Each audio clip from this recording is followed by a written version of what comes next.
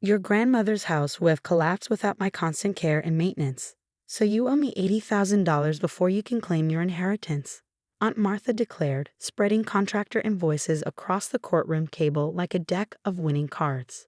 She'd walked in wearing her real estate blazer, confident that her receipts for roof repairs, lawn service, and weekly cleaning would guarantee her payday. Until Ernest Thompson, Grandma's 82-year-old neighbor, stood up with a manila envelope thick as a phone book. "Your Honor, I've photographed that house every single day for the past 5 years to document code violations, and I can prove it's been abandoned since the day Mrs. Eleanor died. Would you like to see January through December of absolute neglect?" The silence that followed was so complete I could hear Aunt Martha's designer heels scraping against the floor as she stumbled backward.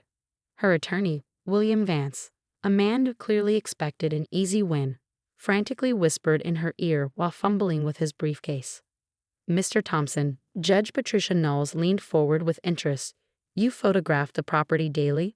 For 5 years?" Ernest adjusted his Korean War veteran cap and stood straighter. "Yes, Your Honor. 1,826 days of documentation.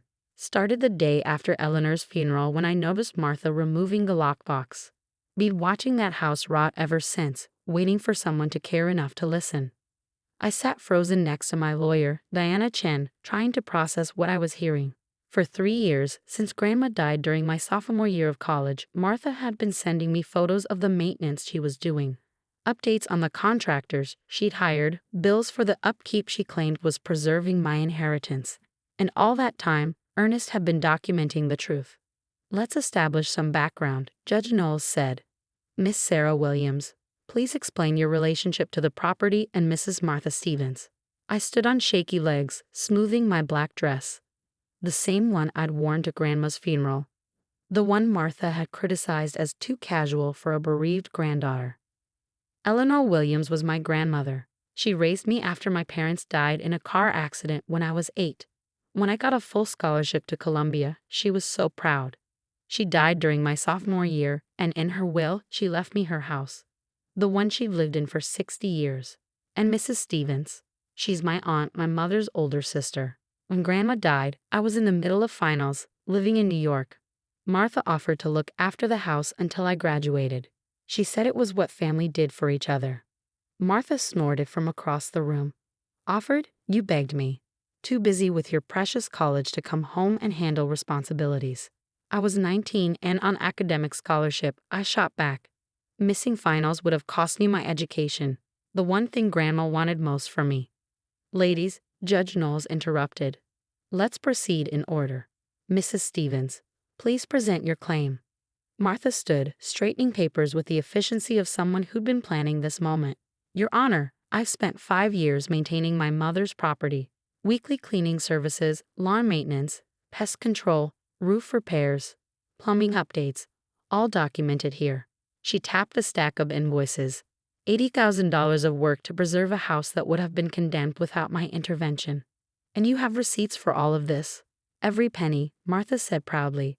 "I'm a real estate agent. I know the importance of documentation. I even have before and after photos showing the improvements." She pulled out a folder of photographs. "This is the new roof, $15,000. New gutters, $5,000. Complete kitchen renovation, $25,000. I transformed that deteriorating property into a showcase home." "Mr. Thompson," Judge Knowles turned to Ernest, "you indicated you have contradicting evidence." Ernest shuffled forward with his manila envelope and a tablet. "Your Honor, I've been Eleanor Williams' neighbor for 40 years. Watched Sarah grow up in that house. When Eleanor died and Martha started coming around, something felt wrong. So I started taking pictures." He pulled out the first photo. "This is from the day of Eleanor's funeral. You can see Martha's Mercedes in the driveway, a moving truck out front. She was loading things out, not maintaining anything." "That's absurd," Martha started. "Ma'am, you'll have your chance to respond," Judge Knowles said firmly. "Continue, Mr. Thompson." Ernest connected his tablet to the courtroom's display system. "I organized these by date, every single day, same angle from my front porch. 5 years of evidence." The slideshow began. Day after day, the house stood empty, grass growing wild, gutters sagging, Paint peeling. Windows dirty. Newspapers piling up on the porch that Martha had supposedly been maintaining weekly. This is from last month. Ernest clicked to a recent photo. Same roof she claimed she replaced. You can see the missing shingles, the blue tarp I put up myself after a storm because I couldn't stand to see Eleanor's house suffer anymore. The courtroom was riveted. Diana squeezed my hand as we watched 5 years of lies unravel in time-lapse photography. But the receipts. Martha's attorney interjected. Oh, I can explain those, Ernest said with the satisfaction of someone who'd been waiting years for this moment. See, I'm retired, but I spent 40 years as a building inspector. I know every contractor in this county. After I saw those invoices Martha submitted to the court, I made some calls. He pulled out another folder. Rodriguez Roofing, that $15,000 roof repair. They did replace a roof that week. On Martha's house, not Eleanor's. Here's the work order with her address. Palmer Plumbing, $8,000 in repairs. Also Martha's house. New bathroom renovation. Greenway Landscaping, $500 monthly for 5 years. They've been maintaining Martha's property. Eleanor's house hasn't seen a lawnmower since the funeral. Each revelation hit Martha like a physical blow. Her face went from red to white to a sickly green. Your Honor. Diana stood. We'd like to submit additional evidence. Bank records showing Mrs. Stevens has been collecting rent on the property for the past 3 years. That's impossible, I gasped. The house was empty. Not according to these lease agreements, Diana continued. Mrs. Stevens has been renting it as a furnished vintage home on short-term rental sites. $200 per night, averaged 15 nights per month. That's approximately $108,000 in rental income. You rented out Grandma's house? I turned to Martha, feeling sick. With all her things still inside. Her photos, her furniture, her. It was sitting empty, Martha snapped. Wasting money. Someone had to be practical. Practical? Ernest's voice shook with anger. You told Sarah the house was being maintained while you turned Eleanor's home into a hotel. I watched strangers coming and going, parties in the backyard, people posting photos online sitting in Eleanor's chairs, sleeping in her bed. He pulled out printed screenshots. I found the listing online. You marketed it as an authentic 1950s time capsule and stepped back in time in Grandma's house. You commercialized Eleanor's memory. Judge Knowles studied the evidence, her expression darkening. Mrs. Stevens, you collected rent while claiming the property was vacant, while simultaneously billing your niece for maintenance on a house you weren't maintaining. The rental income went toward expenses. What expenses? Ernest interrupted. This photo is from last week. The porch is rotting, the roof is failing, the foundation has visible cracks. Every dollar went into your pocket while Eleanor's house crumbled. Martha's attorney whispered urgently in her ear, but she pushed him away.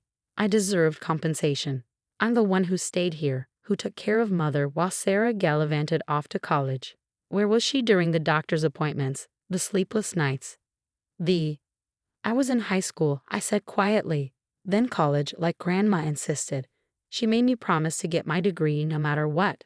Said it was more important than anything. And I have proof of that too, Ernest added, pulling out a final document.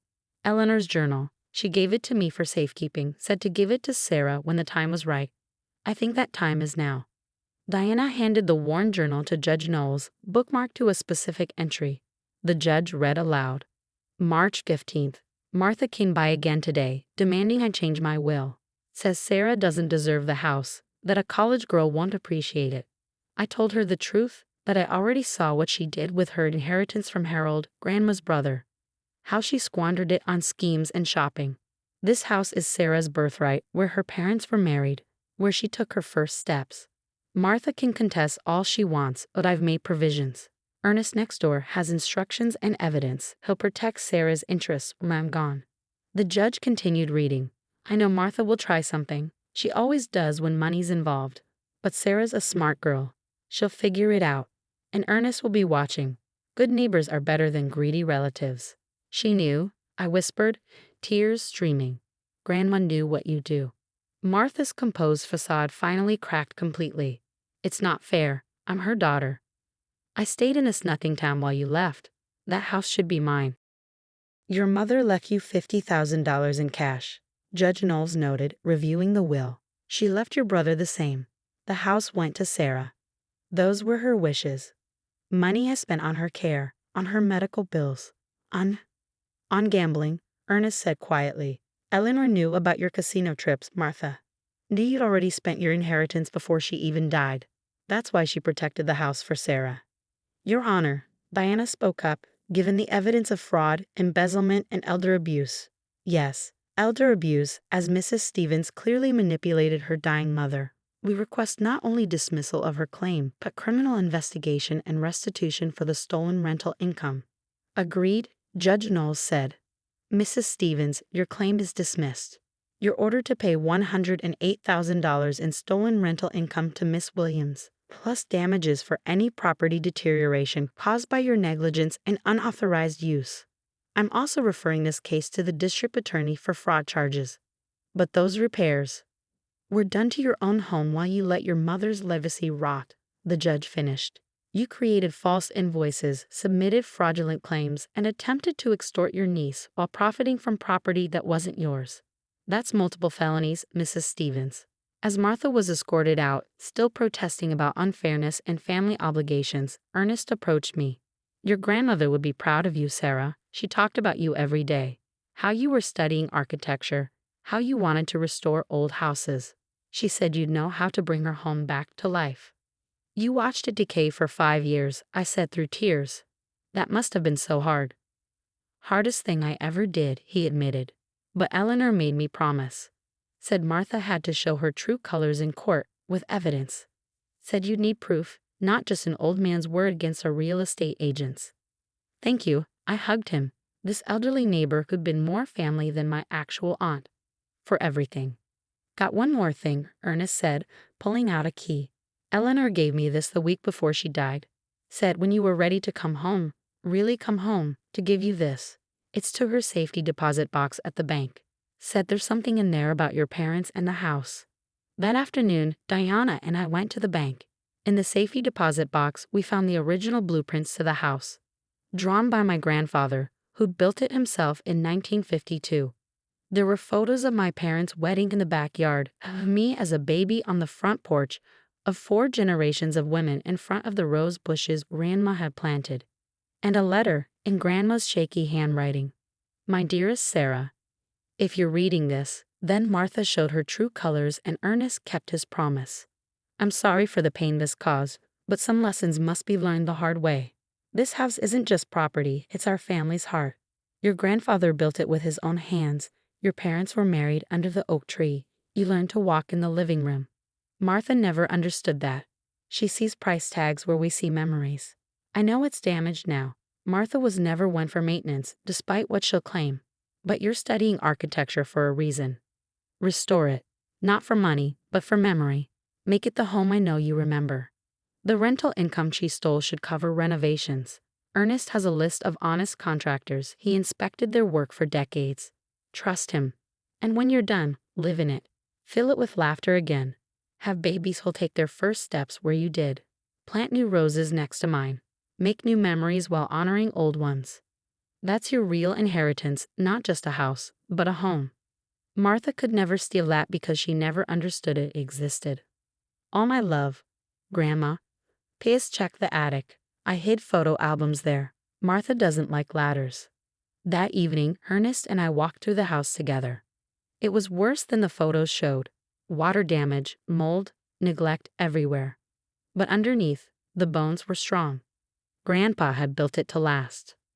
She used to sit right here, Ernest pointed to the front porch, watching for you to visit.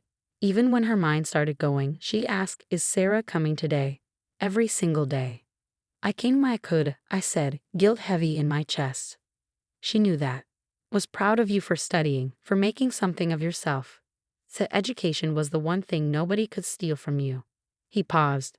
Guess she didn't count on Martha trying to steal everything else. We found the photo albums in the attic, wrapped in plastic.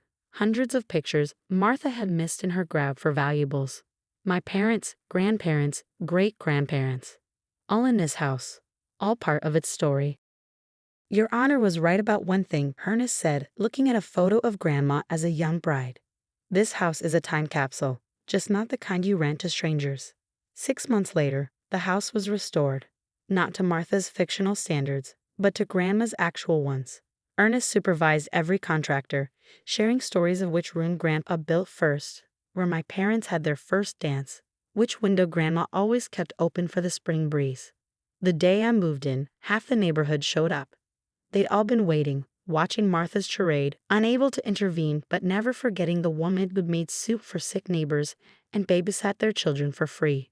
Eleanor would have loved this, Ernest said, admiring the restored kitchen. Especially that you kept her yellow cabinets. Martha wanted to paint them white, make it modern. Your grandma said, "White kitchens are for people afraid of living," I finished, remembering. "Yellow is the color of sunshine and butter and happy mornings." "She trained you well," he laughed. That night, I sat on the front porch in Grandma's rocking chair, the one Martha had rented to strangers for photo opportunities. The house was mine now, not just legally, but spiritually. Every board held memories, every room echoed with love. Martha was facing fraud charges. The rental money had covered renovations with enough left for a scholarship fund in Grandma's name at the local high school. The house that had sat empty for 5 years was full of life again. My phone buzzed with a text from an unknown number. "This is your cousin Beth, Martha's daughter.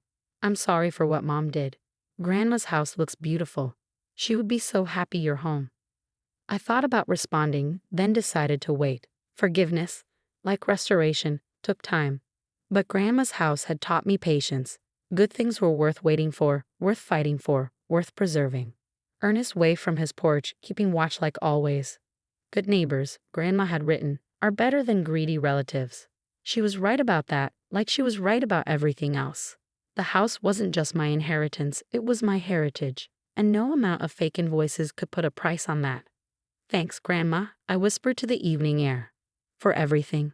For the house, for Ernest, for making sure I learned the difference between value and price. I'll take care of it. I promise." The wind chimes she'd hung 50 years ago sang in the breeze, and I could almost hear her voice. "I know you will, sweetheart. I always knew you would."